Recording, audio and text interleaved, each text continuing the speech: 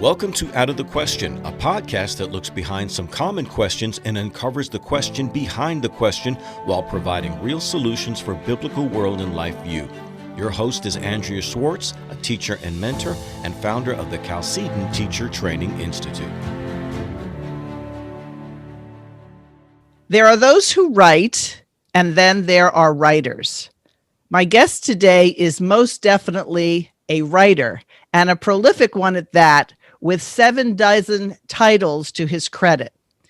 Now, I thought R.J. Rushdoony had a hefty number himself. George, I think you might actually challenge his number.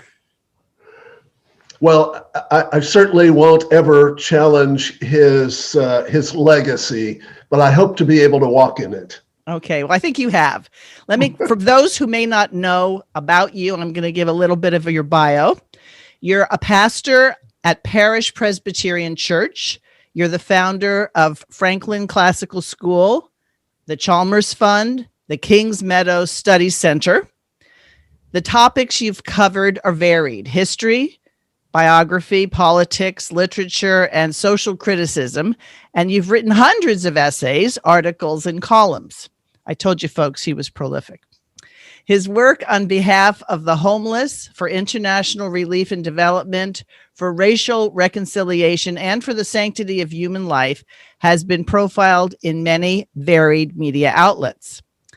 I could go on, but without further ado, thank you, George, for agreeing to join me today. Oh, it is my delight. Thank you for having me. Now, it's a funny thing. I already know you in a way that you don't know me, because I've read many of your books and articles. And it's always kind of interesting, because that's how it was when I first met Dr. Rushdoony, Sam Blumenfeld. A lot of these people, they were already friends of mine because I had read their stuff.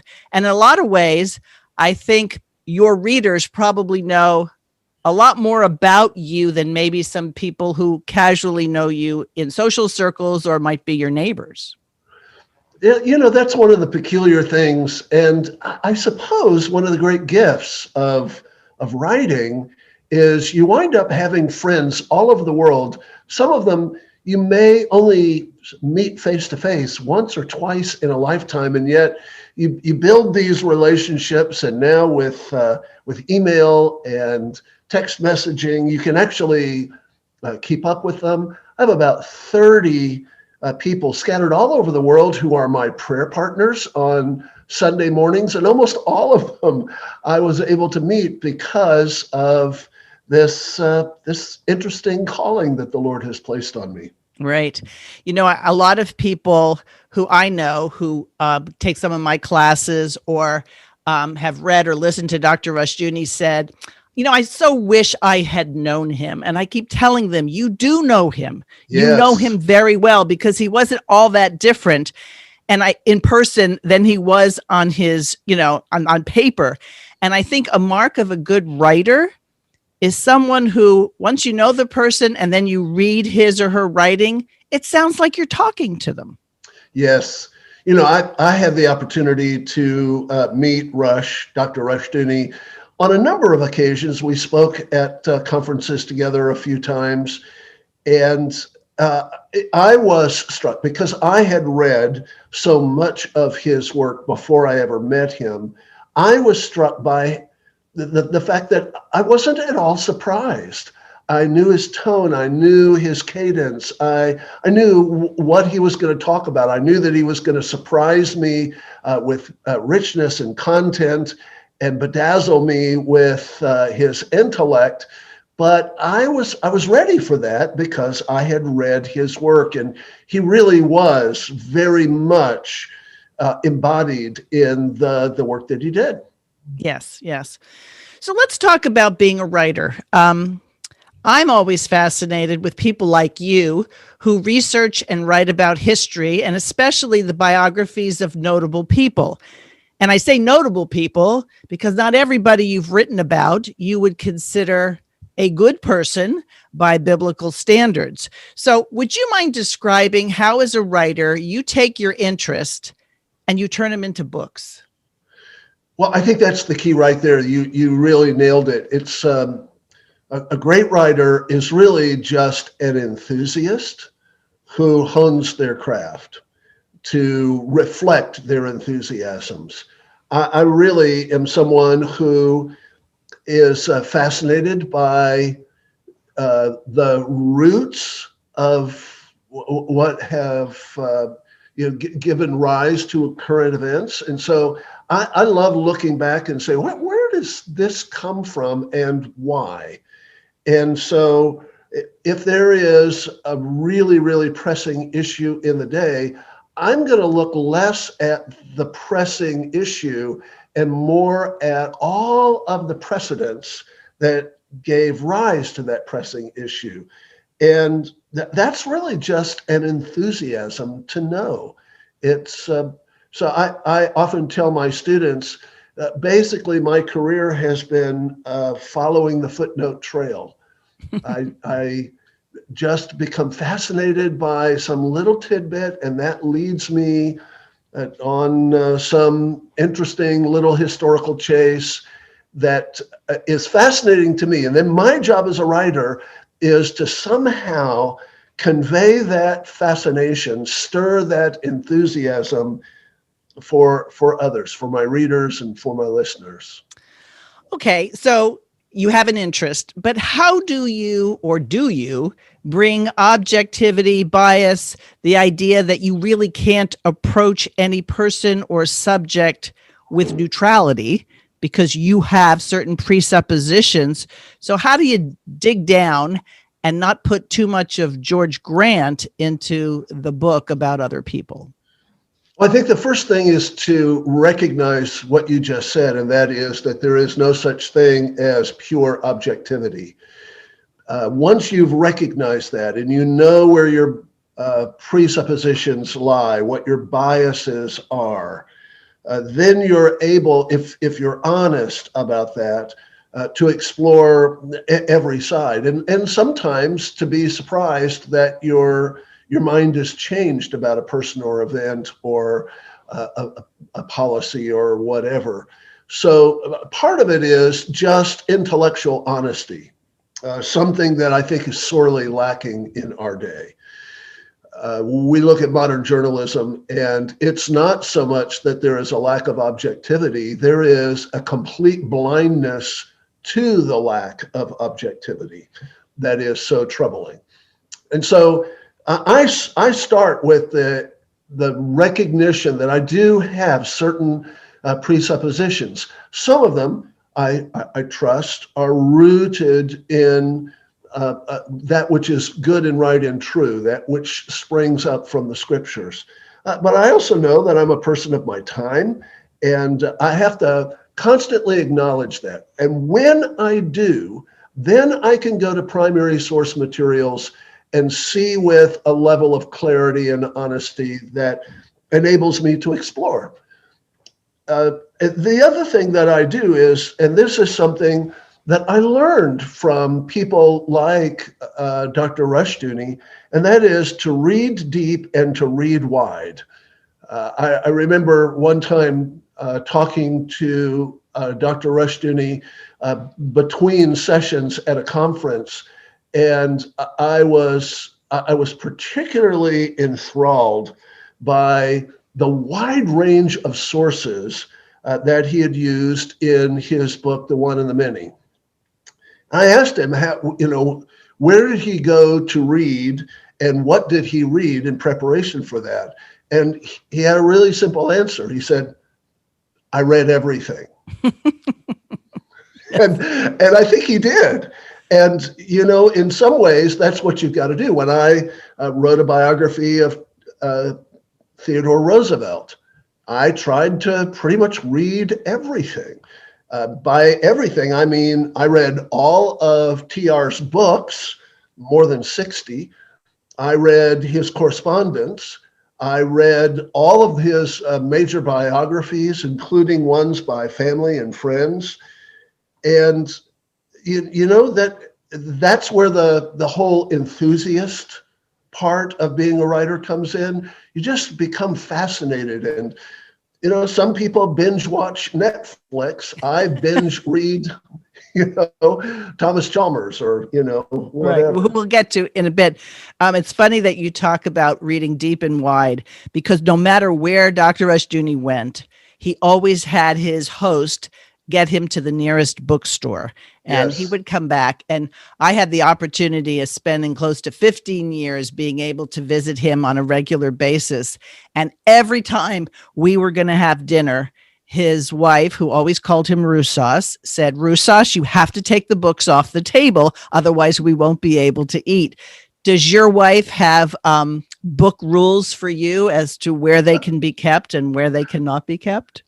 Well, after more than 45 years of marriage, I've learned that there are places to put books and places not.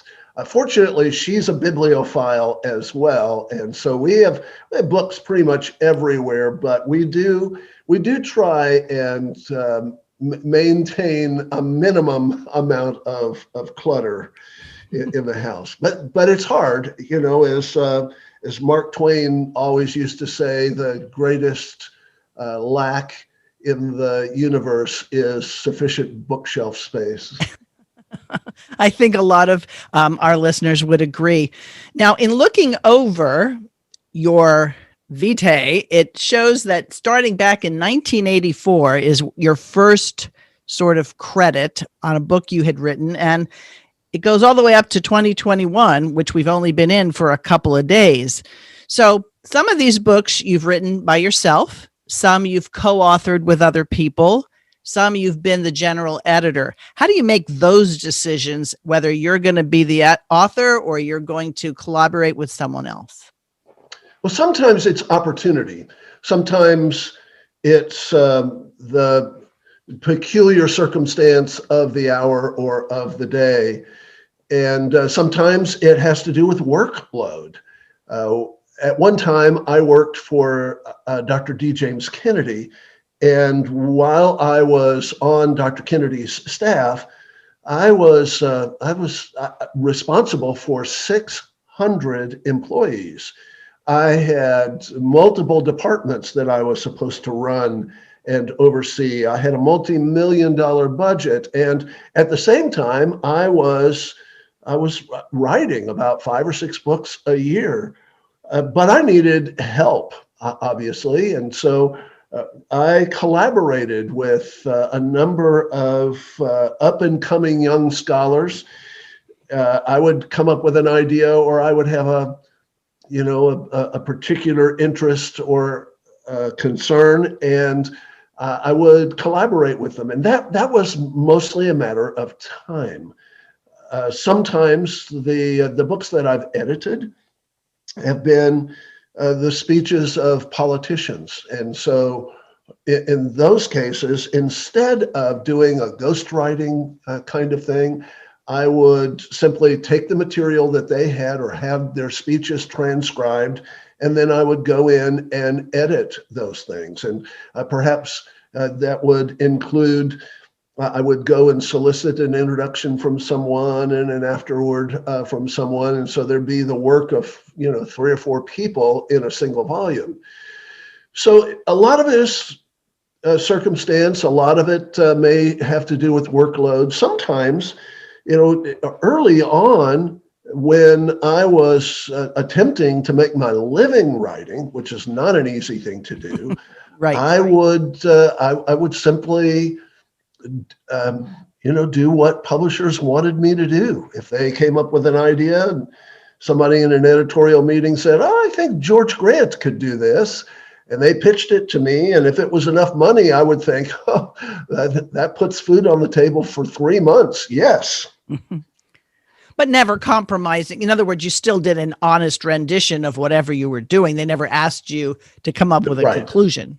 Right. And I was always careful. I turned down far, far, far more books than I ever wrote for those reasons. At one point, I sort of got the reputation of doing these expose kind of books, and people thought of me as the guy who would just go after every wicked and evil thing or every nefarious figure from history And I'm much more interested in restoration and reconstruction in our culture than I am in merely critiquing all that is ill with our day and time. So I turned down a lot of things because of that. Well, one of your signature books is on Margaret Sanger, and I think you have provided pro-life people with good information that I see repeated now often on news outlets, even when they're unfavorable to the pro-life position. The people who come and represent the pro-life position got a lot of their information, I can tell, from books like you wrote. Yeah, and for that I'm really grateful. I'm grateful that I've been able to have some small measure of contribution to the pro-life cause. I've been involved in the pro-life movement since before Roe v. Wade.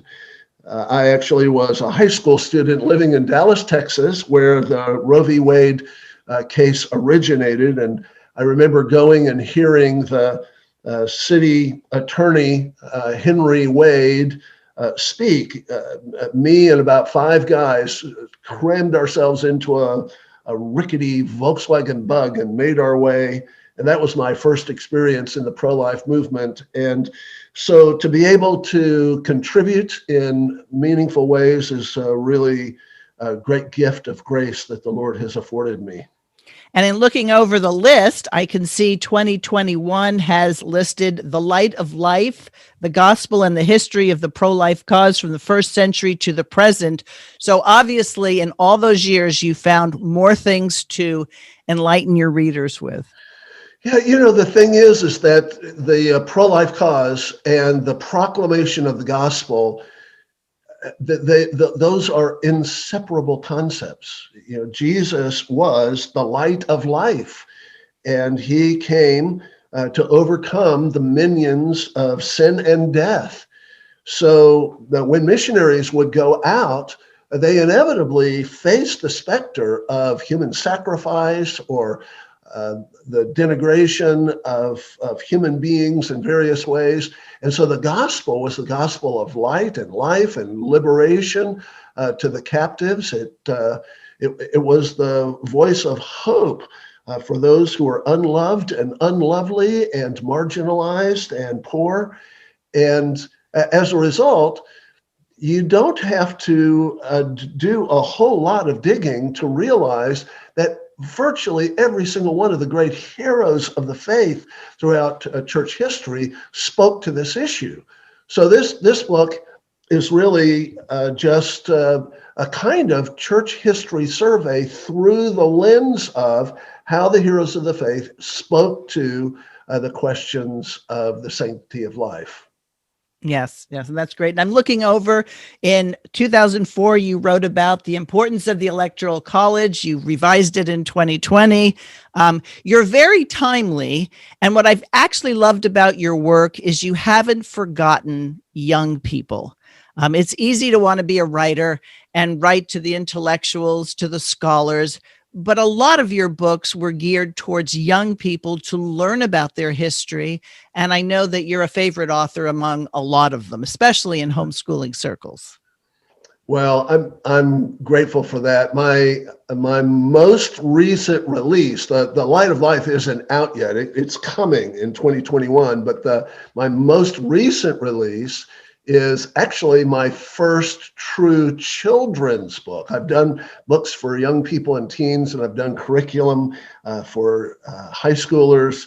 But so it was a lot of fun. We have a fabulous illustrator in our congregation, and he did the illustrations, and I did the text. It was just a lot of fun. So what's the name of that book? It's called A Very Luther Christmas. Okay.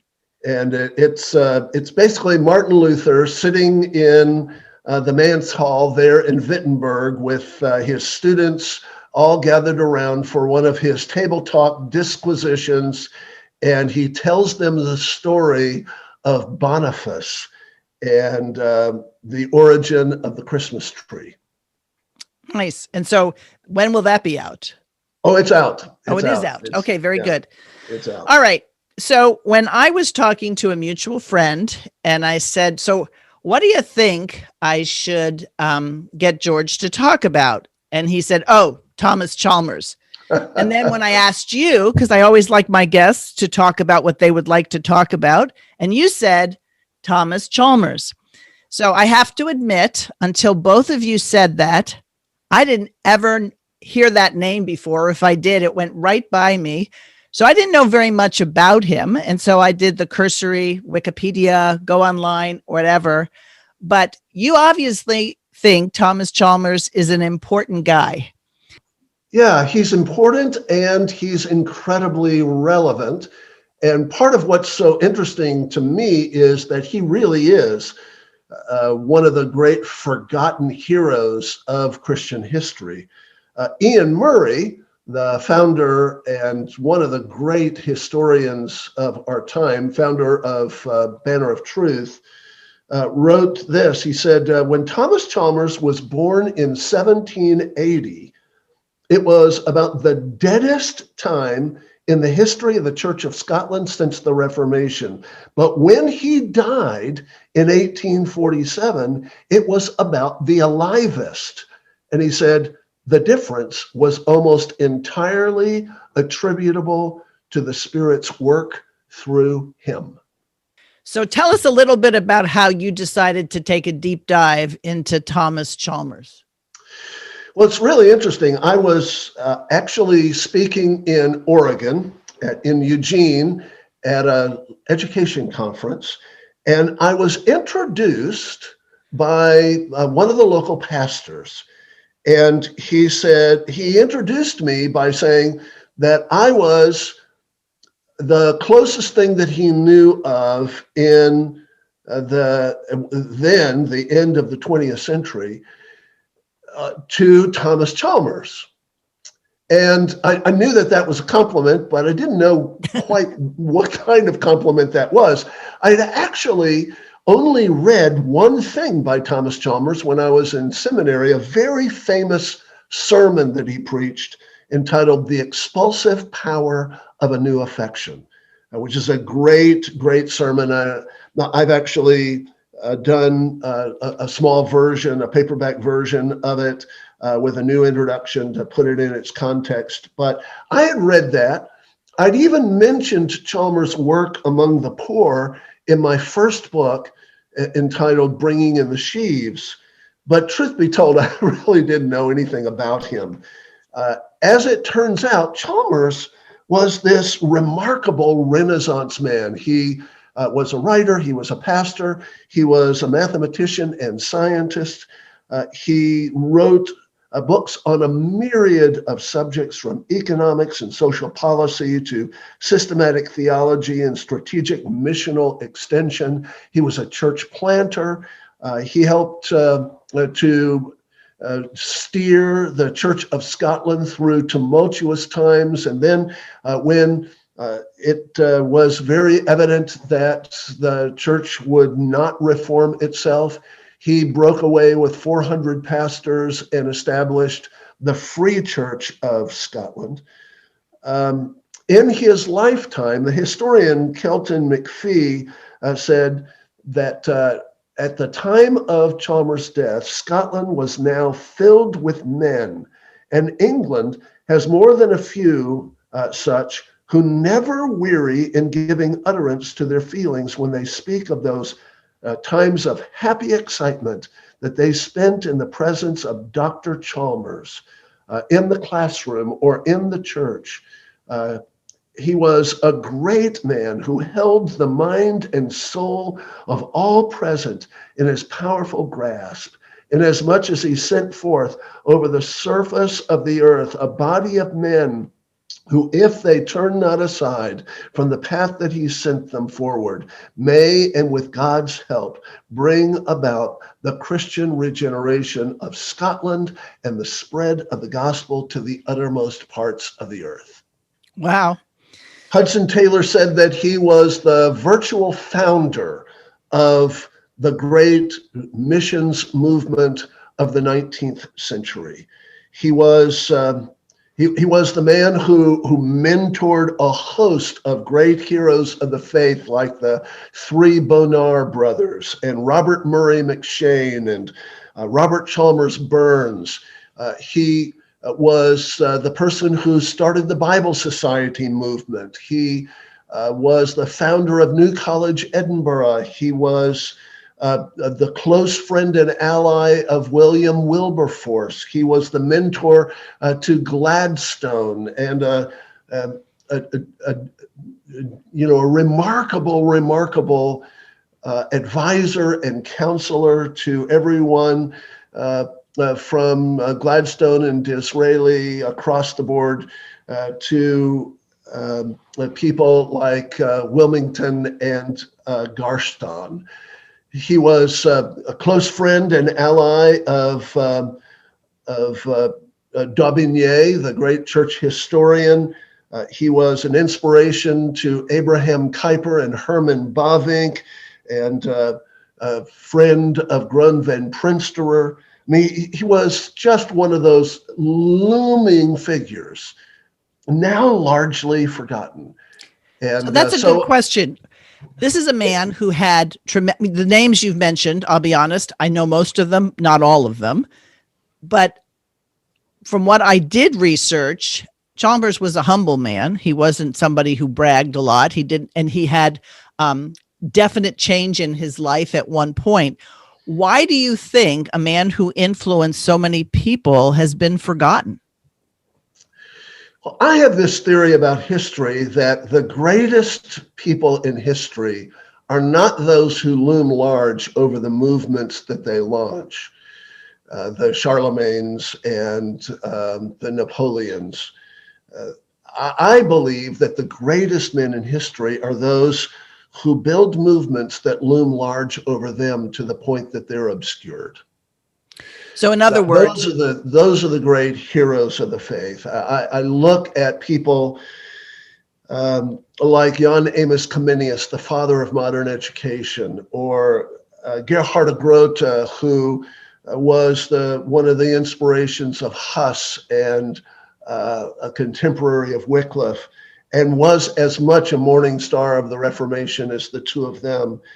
And I think, that is where true greatness is. You see this guy, and he labors all of his life. He pours into his disciples, and the disciples become greater than him.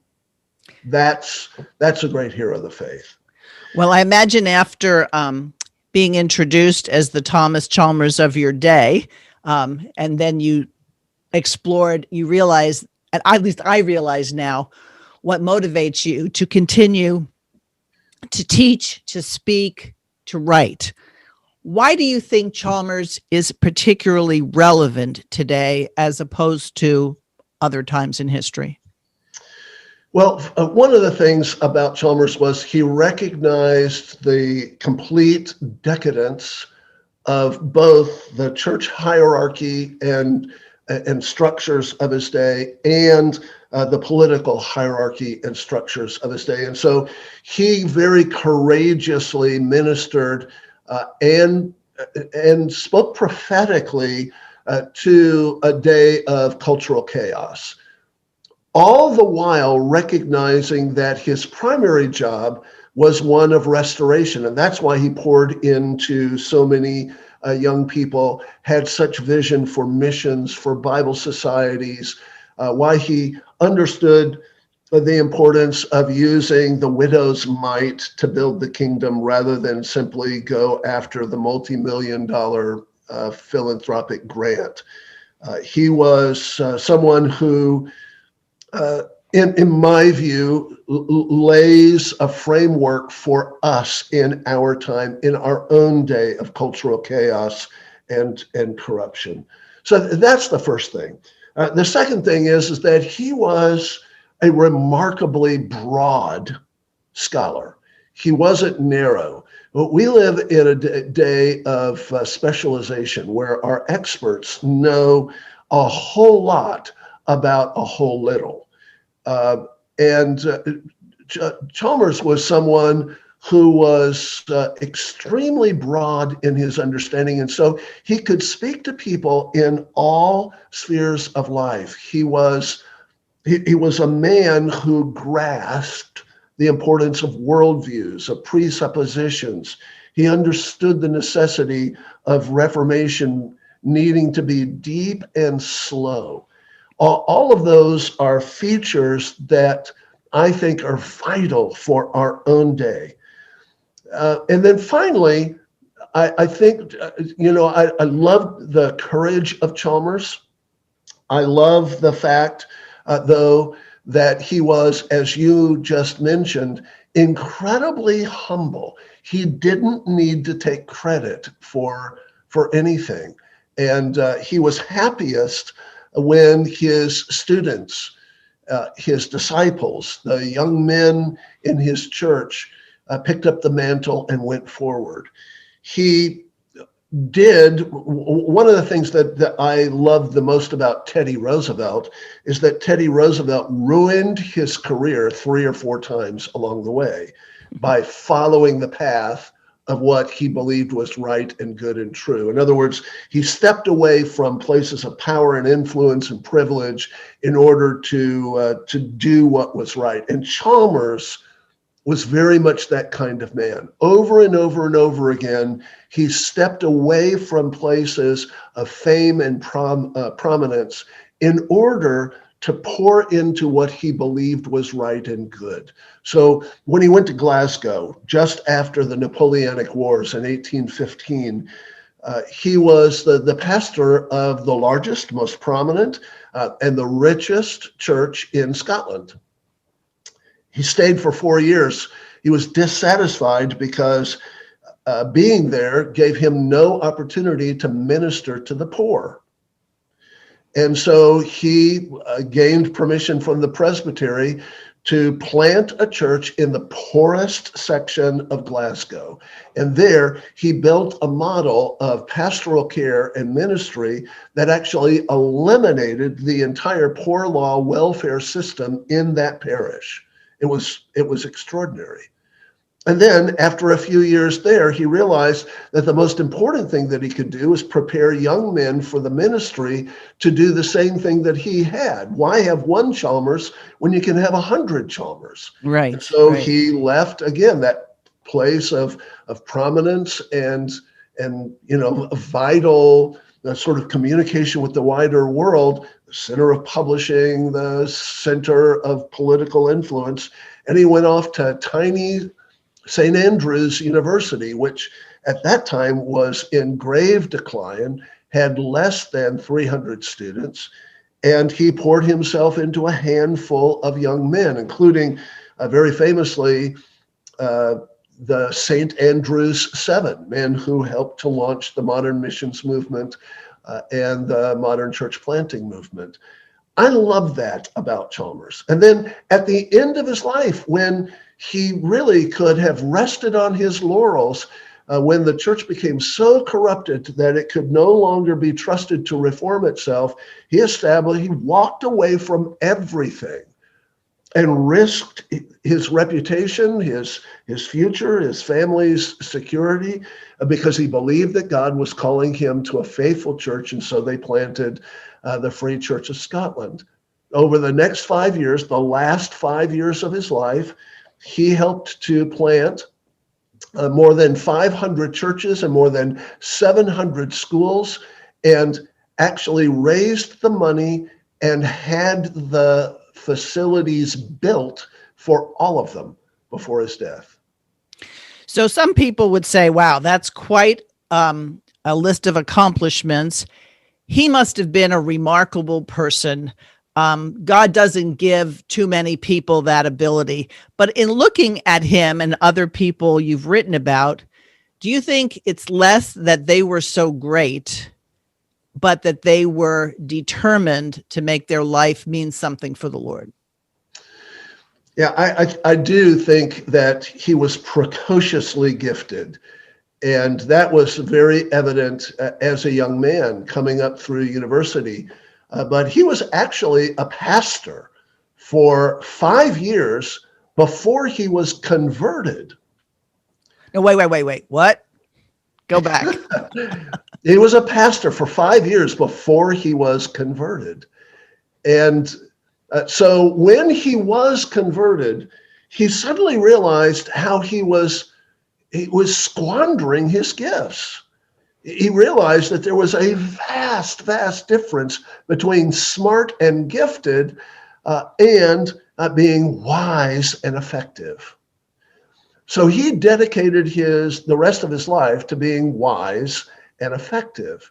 And he realized that being smart and gifted is not all that it's cracked up to be. The world is filled with really smart, really gifted people, but without that consecration, without that sanctification, without that determination, those gifts are in the end wasted. He realized that. He tried to communicate that to his students.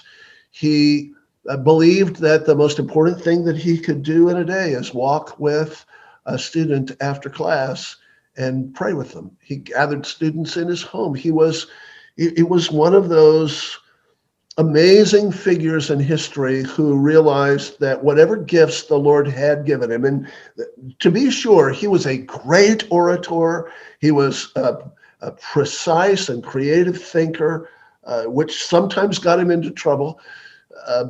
But the truth is what he lived for was to give it all away. So was there something special that happened? I mean, he was a pastor, he was a shepherd, but maybe his view was he was more a hireling than a shepherd until his conversion. Can you talk about the circumstances of what brought about that change? Yes, he was, much of the national church in both England and Scotland was basically an academic exercise. You don't have to read too deeply in Jane Austen or Sir Walter Scott to realize that the church was oftentimes really just an extension of the academy with moralistic tones. He was a moralist. He believed in doing good.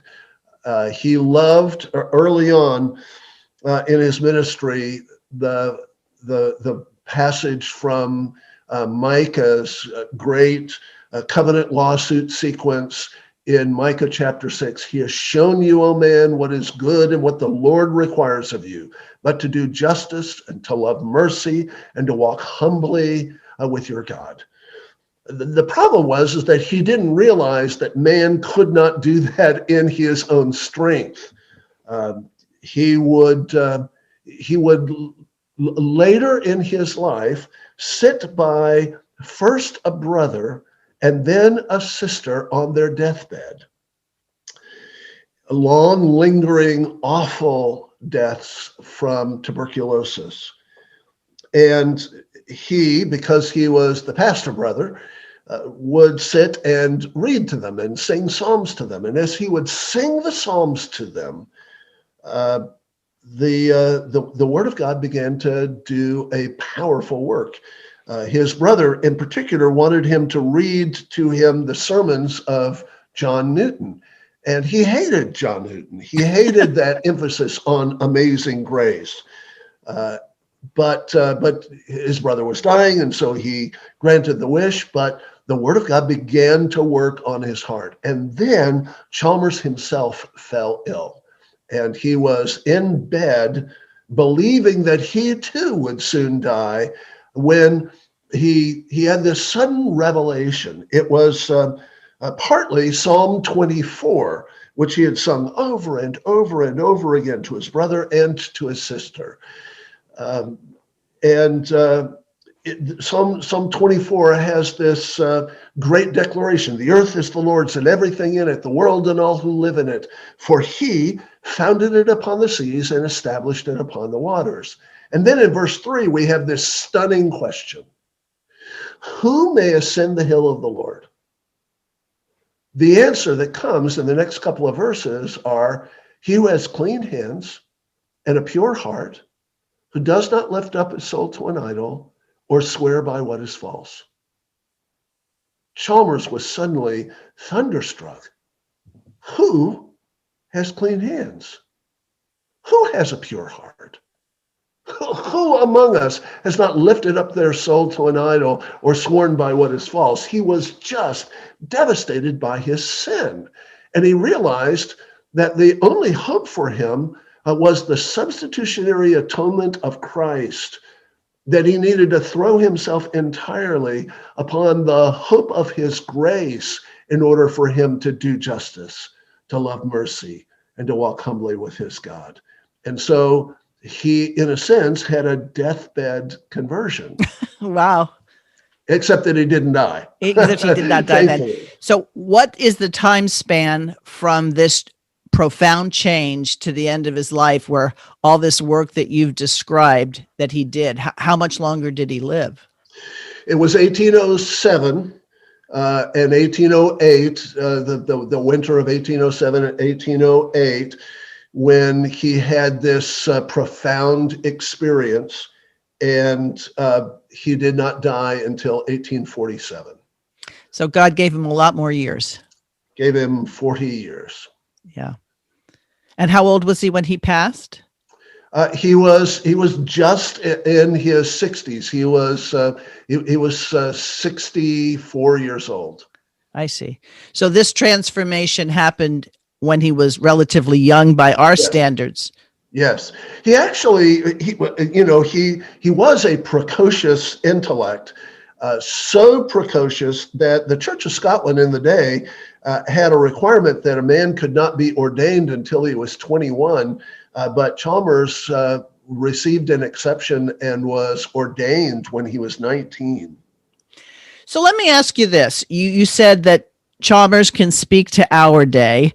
I'm pretty sure that throughout history, people have thought they've been living in the worst times. And if this happens, we're doomed. And so we're coming up on what some people think is going to be the end of life as we know it. But, that seems very nearsighted, especially to a historian like yourself, who would say, not so much. Yeah. Yeah, this is not exactly the 14th century, and COVID is not even the Spanish flu of 1918, much less is it the bubonic plague of the 14th century. We're living in disruptive times of real concern. Part of the reason that things look so alarming to many Christians is that we have enjoyed a season of unprecedented freedom and prosperity and opportunity. So there are great challenges in front of us. But our task is not simply to resist the minions of totalitarianism and all of the rest, although there will be times when we will have to do that. Our job is to lay the foundations and to build. We have every reason to issue forth with dire Jeremiads in our day, but my sense is that the greatest thing that we could be doing is issuing forth with Nehemiads, taking a sword in one hand and a trowel in the other, and taking our place to rebuild the walls. And so for those who hear what you just said, and like I said, my listeners are Chalcedon folks by and large, that our greatest influence, and we could probably learn this a lot from Chalmers, is with the people who you have in front of you, and to inspire them to go out and obey God using the gifts and talents that they have, rather than Chalmers figuring he had to be everything to everybody. Absolutely. When we have a stovepipe, to use a kind of management term, a stovepipe approach to leadership, where the one guy makes the decisions, the one guy is the hero, the one guy speaks for all, you can have a little bit of impact. You can maybe build a mega church and, have a season of generational influence. But is that going to have enduring value? What if you were to pour yourself into that handful of people that God places around you, equip them, encourage them, and send them with zeal? Won't that change the world far more effectively? I believe that's the biblical model. That's the model that Jesus gives us of discipleship. And I believe that men like Chalmers, who model that well, provide for us a real clear blueprint for the future. Right. I know when I see you pictured, you like being pictured with children, especially your grandchildren. I know that feeling. The interesting part is I think that there are people now who are thinking this is a terrible time to bring children into the world, and the world, look what's happening and whatever. Is there ever a time that one should not want to bring children into the world? Not from a biblical perspective. From a biblical perspective, children are a blessing, a heritage of the Lord. And so children give us hope. Children make us work harder. It's often said that men need wives in order to think about more than just today. And men need children in order to think about more than just tomorrow. That's so true. That's so true. Men tend to live longer when they're husbands and fathers. Yes, and we have a reason. We fight back from illness faster. We lay up an inheritance for the future because we know that we have to number our days. So, I think that deferring gratification is one of the richest second and third order consequences of a Christian worldview in a culture. We recognize that we work hard and we're laying up for the future, not for ourselves. I love what Jan Amos Comenius said when he declared, "Let us build for the day that we will not see." Yes, yes. And, with the whole lockdown intrusion, the tyrannical mandates, I think a byproduct is people learned what was important and what wasn't. You could do without going out to restaurants 3 or 4 times a week. You could actually sit down and have time to read if you couldn't do anything else. So we should seize the opportunities that this time has given us. But I'm encouraged to hear you say, and I'm glad that people will hear what you did say, that we should study, we should have a wide range of interests and knowledge about a wide range of things, because as things decentralize, we're going to need people who know something, who are not Right. just so specialized in one thing that, they don't know how to build a fire, put out a fire, help Right. someone who's sick. Yeah, I think this last year was really good in reminding us that there are some things about the old normal that needed to go away. And there were some ancillary benefits of, parents rediscovering their children, board games around, the fire in the winter time, story time, dinner table conversations that had sort of been shoved to the margins by the hustle and bustle of modern life. And so all of those have been real benefits. I'm no fan of the, executive orders and the draconian lockdowns, but in the providence of God, I am grateful that we have had this opportunity to reset, to evaluate what our priorities are, and to invest ourselves in permanent things rather than those transitory sorts of ephemeral things. Right. Well, I live in Silicon Valley, a very under-churched area, to say the least. And the few churches that remain open are drawing people not on denominational grounds, not on political grounds, but they're coming because they want to be with the body of Christ. And it's made me rethink not my position on certain aspects of doctrine or eschatology, but to recognize that the Holy Spirit can be recognized in people whose doctrine isn't the same as yours. Amen. Amen. We have seen the same thing, and it's an incredible delight to see both the winnowing process. I'm not sure that I am going to particularly despair the demise of marginal churches. Right.